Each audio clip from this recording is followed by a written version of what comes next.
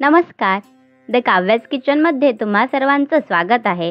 आज आपण गणेश जयंतीनिमित्ताने गव्हाच्या पिठाचे मोदक ही रेसिपी पाहणार आहोत. त्यासाठी इथे मी ओलं नारळ 1 वाटी किसून घेतलेले आहे, 1 वाटी गूळ, 2 चमचे तूप, 1 मोठा चमचा खसखस, 5 ते 6 बदाम बारीक चिरून घेतलेले आहेत, गव्हाचे पीठ पाव किलो, 2 ते 3 चमचे गोड तेल आणि मीठ. आता आपण रेसिपीला सुरुवात करणार आहोत.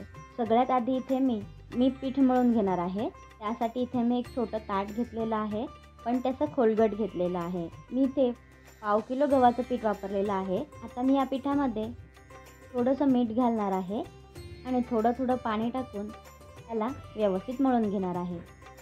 जसं आपण चपातीसाठी पीठ मळतो तसे आपल्याला पीठ मळून घ्यायचं आहे. पहा, मी इथे पाव किलो गव्हाचं पीठ वापरलेलं आहे, कारण मी नारळाची अर्धीच वाटी एवढं खोबरं घेतलेलं आहे. जर तुम्ही अख्ख्या नारळाचे लाडू बनवत असाल तर तुम्हाला त्यानुसार पीठ घ्यायचं आहे.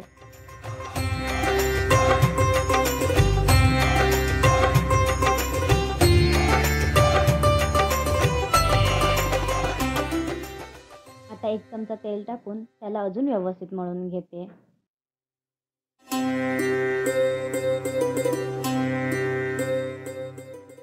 आपलं पीठ मळून झालेलं आहे.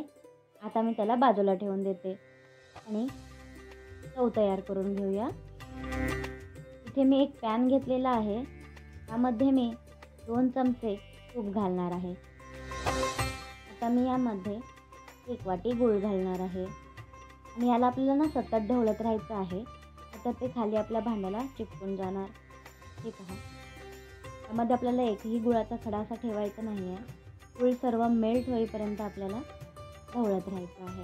आता मी यामध्ये ओलं नारळ कुटून घेतलेलं आहे ते यामध्ये घालायचं आहे आणि तेही व्यवस्थित असं मिक्स करून घ्यायचं आहे.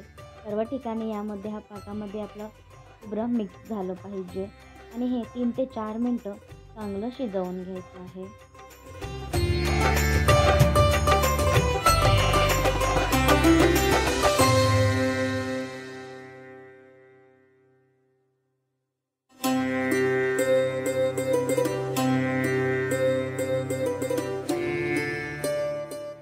आता मी यामध्ये खसखस आणि बदाम घालणार आहे आणि परत त्याला चांगलं मिक्स करून घेणार आहे आणि 1 मिनिट अजून त्याला आपण परतून घेणार आहोत.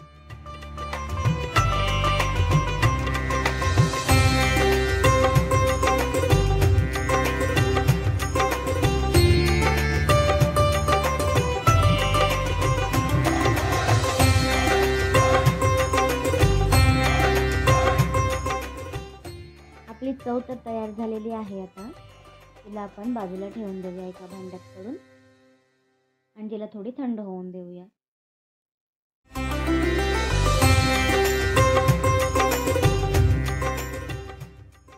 आता आपल्याला याचे मोदक वळायचे आहेत.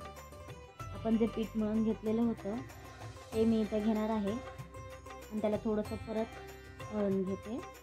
आता याच्या पेढ्याचा आकार एवढा आपल्याला गोळा काढून घ्यायचा आहे आणि त्याचा पुरीच्या आकारा एवढा त्याचं पातळ असं एक गोळ तरी करून घ्यायचे आहे. मी हे हातानेच करत आहे. तुम्ही अशा पुऱ्या पाटावर सुद्धा लाटून घेऊ शकता. हे पहा, त्याला एकदम पातळ किंवा एकदम जाडही असं ठेवायचं नाही आहे, मीडियम साईजमध्ये याला आपल्याला करायचं आहे.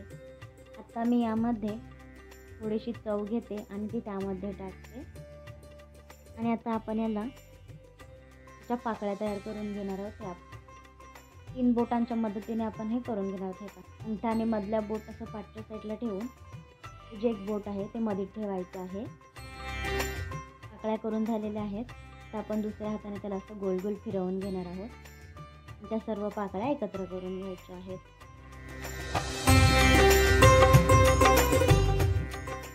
आपला मोदक तयार झालेला आहे, पाहू शकता तुम्ही. हे साच्यामध्ये सुद्धा करू शकता. असेच आपण आता याचे सर्व मोदक तयार करून घेणार आहोत. आपले मोदक तर आता तयार करून झालेले आहेत. आता आपण याला फ्राय करून घेणार आहोत. तुम्ही हे मोदक तुपामध्ये सुद्धा तळू शकता, पण मी इथे तेलाचाच वापर केलेला आहे. आपलं तेल गरम झालेलं आहे. आता मी यामध्ये मोदक घालणार आहे आणि त्याला चांगलं असं चाऱ्या बाजूने फ्राय करून घ्यायचं आहे.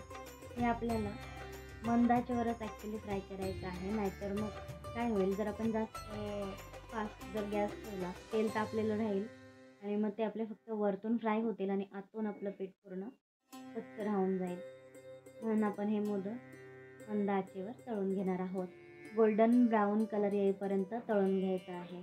बघू शकता तुम्ही, मस्त याला कलर आलेला आहे आणि हे आतूनही शिजलेलं आहे. आजची रेसिपी कशी वाटली ते कमेंटमध्ये नक्की सांगा आणि अशाच नवनवीन व्हिडिओज पाहण्यासाठी आमच्या चॅनलला सबस्क्राईब करा. धन्यवाद.